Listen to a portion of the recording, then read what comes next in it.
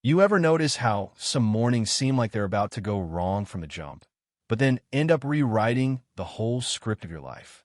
That was me, Corporal Rachel Morgan, rolling my wheelchair in a Benny's diner on the corner of Main and Veterans Boulevard like I'd done every morning for 6 months, mostly trying to convince myself I still belonged in a world that didn't see me as anything but a broken soldier. The place was stuck in the 50s, checkered floors, red vinyl booths, sunlight streaming in across the bronze statue out front, the kind of diner where people act like family until trouble comes knocking and suddenly everyone's just sipping their coffee, eyes on their plates. I'd gotten used to the looks, the whispers, and especially the laughter from the same group of college kids who seemed to think my wheelchair was open season for jokes. Their ringleader, Brad Hutchinson, his daddy pretty much owned half the town, never missed a chance to show off, calling me G.I. Jane, or worse, loud enough that everyone heard, but nobody ever spoke up. I'd survived 3 tours as a combat medic, saved lives in Afghanistan, and caught a roadside bomb that took my legs, but nothing cut quite like coming home and realizing how quickly people forgot what that meant. That Tuesday, I could tell things were about to go sideways the second I saw Brad and his crew stroll in earlier than usual. I kept my head down, hands wrapped tight around my coffee, wishing I could just blend in for once, but Brad had to put on his show. "Hey, look, it's our favorite broken toy soldier," he said, voice dripping with sarcasm. "How's the job hunt, G.I. Jane? I hear McDonald's is hiring, but I guess you gotta stand for that." His buddies cracked up, tossing in their own little jabs. Someone joked I could be a parking meter since I already had the wheels for it. Funny, right? If you've never had to sit there and take it. Usually I just finish quick and roll out before it got ugly, but that morning I decided I wasn't giving them the satisfaction.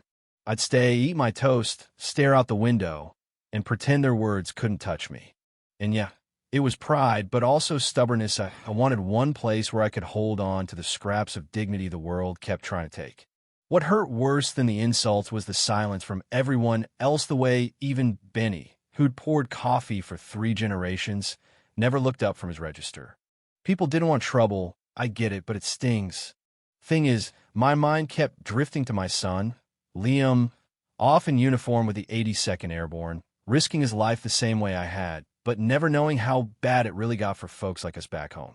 He and I, we loved each other, but there was always this space between us since my injury, like we were both trying to carry blame that didn't belong to either one.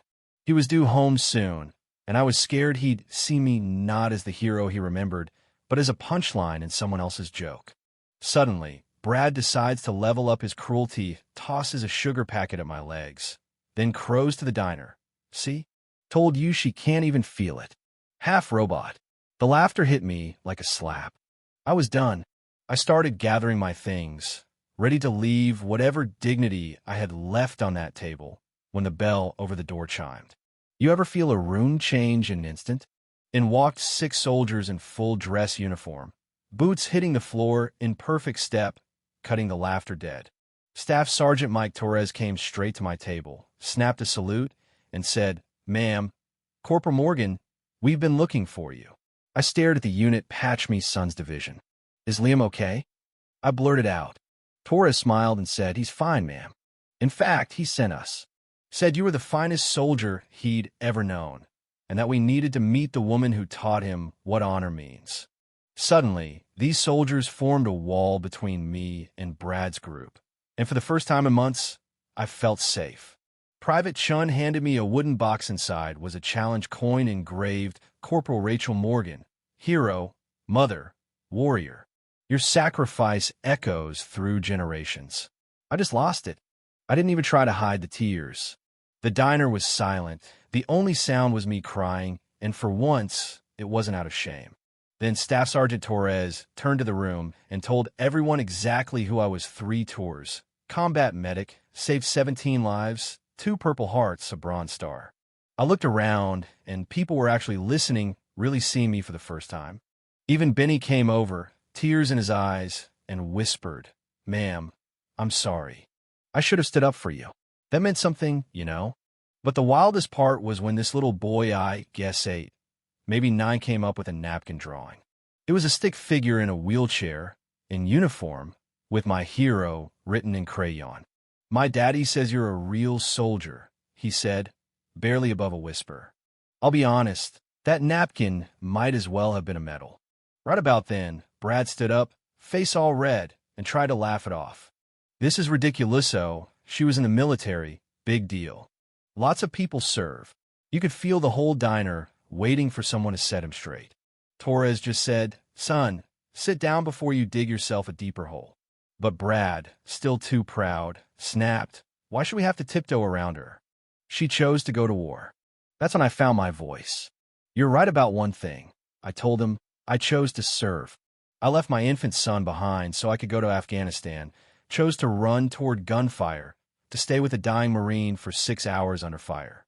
On March 15th, 2019, I threw myself on an IED to save 2 wounded soldiers. I knew what it might cost me, but I did it anyway. So people like you could sit here and say whatever you want without fear. You could have heard a pin drop." I told him, "The only choice I didn't make was letting you drive me out of here, but I'm making that choice now." As I moved to leave, the diner erupted in applause, everybody on their feet, the sound echoing off those old tile walls. Even Brad's friends clapped, some with tears in their eyes. And then, believe it or not, Brad himself started clapping, face streaked with tears, as if each clap was an apology. Staff Sergeant Torres leaned down and said, "Ma'am, your son's waiting outside. He wanted you to know you're the strongest person he's ever known."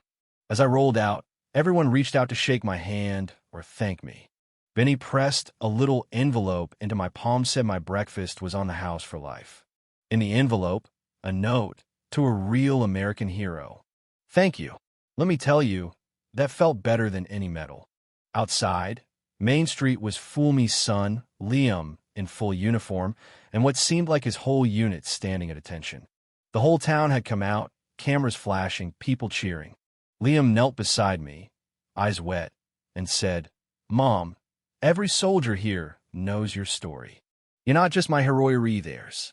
His CEO, Colonel Patterson, handed me a medal and said I'd been made an honorary advisor to the Wounded Warrior program.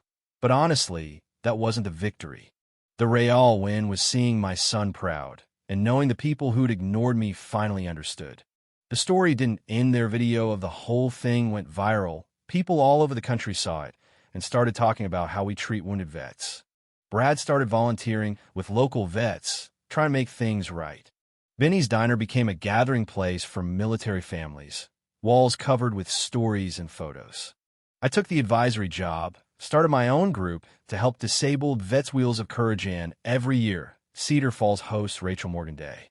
My son and I work side by side, making sure no one gets left behind the way I almost was. 5 years later, I sat in that same booth, this time with my son, his wife, and my granddaughter Hope named, because I finally learned what hope really means. Scars are still there, and the world's still messy, but I'm not ashamed. You know what I realized? Heroes aren't made by what happens to them, but by how they answer back by what they refuse to let the world take away. So, let me ask you, how do you measure a hero? By the medals, the scars, or by the choices you make when nobody else is looking? I'd love to hear what you think, because honestly, this conversation is bigger than me. Let's talk about it. What does real courage look like to you?